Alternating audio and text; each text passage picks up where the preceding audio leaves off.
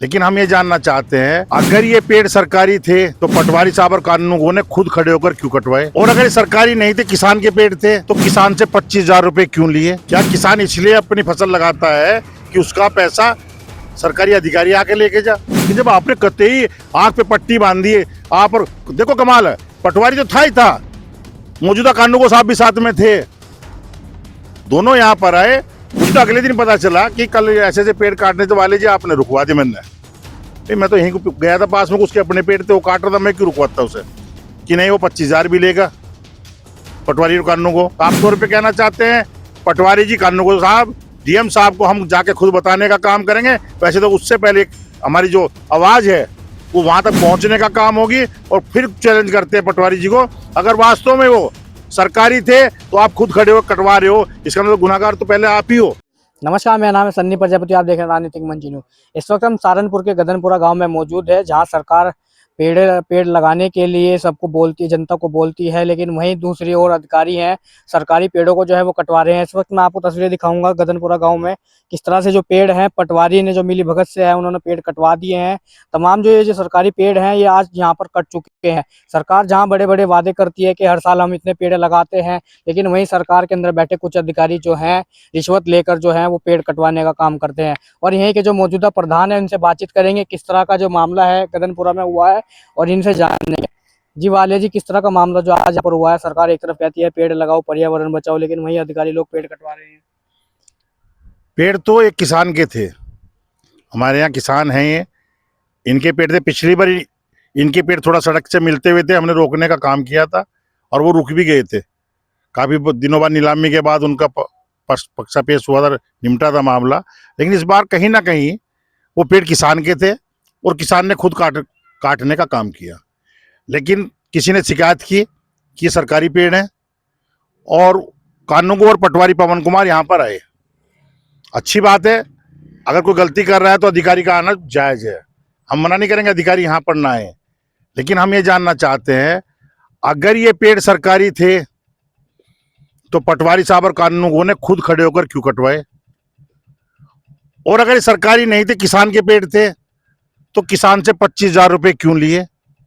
क्या किसान इसलिए अपनी फसल लगाता है कि उसका पैसा सरकारी अधिकारी आके लेके जा?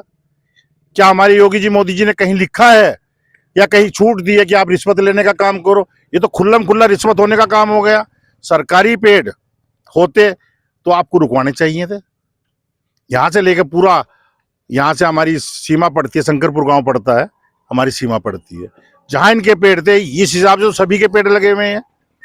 और अगर आप ये मानने हैं कि उस बेचारे गरीब के पेड़ गलत थे, एक आम आदमी था, तो फिर आप कहें कि उससे बंदर बांट करके पैसे ले गए। और अगर वो सही था अपनी जगह तो पैसे नहीं लेने चाहिए थे। साफ तौर पे कहना चाहते हैं, योगी जी को बदनाम करने की नीति है, अधिकारी अपनी मनमानी। पवन कुमार अधिकारी का तो इतना, पटवारी का इतना बुरा हाल देखने को मिल रहा है कि वो अपनी ऐठ में ऐसे रहता है कि अगर उसके एक गरीब आदमी अपना आय प्रमाण पत्र की ताकत भी पटवारी में ही होती है बनाना या नहीं बनाना, जो गरीब होता है उसका किसी का भी कि 60,000 बनाऊंगा, 70,000 बनाऊंगा, भाई उसे आय प्रमाण पत्र बनवाना है, उसे कोई और काम करना है। घर में सिर्फ मजदूरी मिलती है, क्या दिन मजदूरी मिलती होगी महीने में? 400 रुपये 300 रुपये मजदूरी मिलती है, और 10 दिन मिल गई तो 4,000 रुपये हो गए महीने के महीने। और ऐसे महीने भी आते हैं जहाँ पूरे पूरे महीने मजदूरी मिलने का काम नहीं होता है गरीब आदमी को, और तुम बनाते हो 6,000 7,000 का आय प्रमाण पत्र, या फिर आप टैक्स वसूल करने का काम करते हो। खुले तौर पे कहना चाहते हैं, हमें ऐसे अधिकारी ना ही चाहिए जो गाँव में जाकर लूटपाट करने का काम करें। और खास तौर पे योगी जी के राज में जहाँ जीरो टॉलरेंस पे प्रदेश चलने का काम हो रहा है, वहां एक अधिकारी खुल्लम खुल्ला गांव में आके, पहली बात तो ये बताए अधिकारी शिकायत किसने की?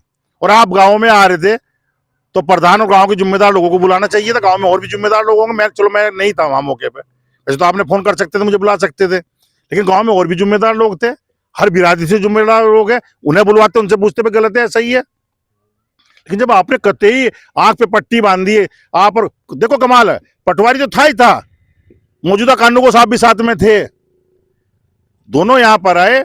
मुझे तो अगले दिन पता चला कि कल ऐसे ऐसे पेड़ काटने तो वाले जी, आपने रुकवा दिया। मैं तो यहीं को गया था पास में, उसके अपने पेड़ थे, वो काट रहा था, मैं क्यों रुकवाता उसे? कि नहीं, वो 25,000 भी लेगा पटवारी और कानूनगो। साफ तौर पे कहना चाहते हैं, त्योहार था इसलिए डीएम साहब के यहाँ नहीं गए, 5 तारीख को डीएम साहब के यहाँ भी जाने का काम करेंगे और आज आपके माध्यम से अपनी आवाज को जनता तक पहुंचाने का काम करेंगे कि जो भी अधिकारी गलत करने का काम करेगा किसी भी गांव में किसी भी जगह से बर्दाश्त नहीं किया जाएगा। साफ तौर पे कहना चाहते हैं पटवारी जी, कानूनगो साहब, डीएम साहब को हम जाके खुद बताने का काम करेंगे। वैसे तो उससे पहले हमारी जो आवाज है वो वहां तक पहुंचने का काम होगी और फिर चैलेंज करते हैं पटवारी जी को, अगर वास्तव में वो सरकारी थे तो आप खुद खड़े हो कटवा रहे हो, इसका मतलब गुनाहगार तो पहले आप ही हो। क्यों कटवा रहे हो आप खड़े हो गए वहां पे? पेड़ कटवाने के लिए तो परमिशन होती है, परमिशन मिलती है सरकार से। नहीं, परमिशन वाले पेड़ नहीं थे, ये तो पॉपुलर और थोड़ा लिफ्टिस था, इसकी परमिशन की जरूरत नहीं होती किसान को।